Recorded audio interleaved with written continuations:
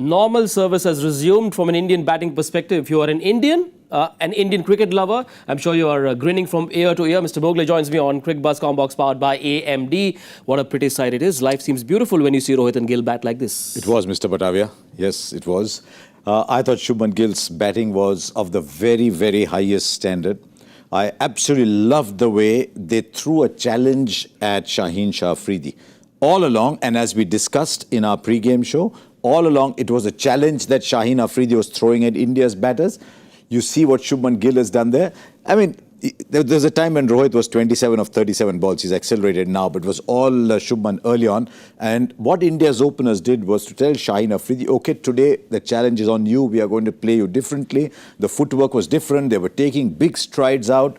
So there were two different matches going on. Yep. One was when Shaheen Afridi was bowling. The other was when Naseem Shah was bowling. Yep. So there was incandescent batting from Shubman and bowling of the highest class from Naseem Shah. Rohit Sharma, a story of two halves really. As you mentioned, I suppose it's another reminder that the longer Rohit stays, the more worried Pakistan will be or any other team will be. And what experience teaches you is if the bowler in front of you is in the middle of a fantastic spell, you respect and acknowledge that. You put your ego aside. You don't say, I'll show you I can bat too. You say, well bowled Naseem Shah. 3 over 6 for Naseem Shah at that point. Look where Rohit Sharma is now. And I think that is what experience is about, how you build innings.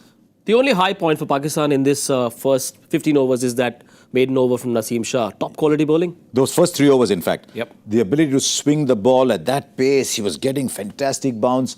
He is some bowler, that young kid. He is some bowler. That bowling card will tell you that Shaheen Shah Afridi bowled only 3 overs of these 15. Now he's gone off with what looked like an injured index finger. How worried should Pakistan be? Because look at Shadab Khan's numbers. What about their backup plan?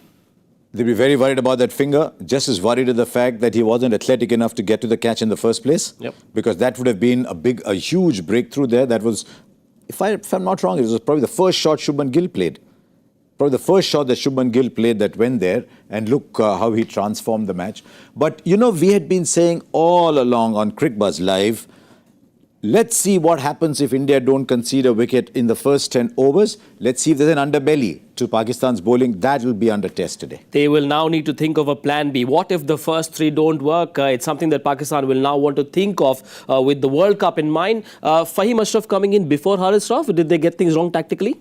Unless there's an end that Haris Rauf likes to bowl, or they probably thought that he's like Haris Rauf to bowl after the power play is over. That could be. But he only bowled 2-3 overs and Haris came back after that. So I didn't think it was such a big thing. For the next 20 overs, more of the same or do something else? Does Shubman Gill continue to bat with the same kind of thrill or just be a little more cautious? I think he's batting so well that he'll probably have a shot to most deliveries.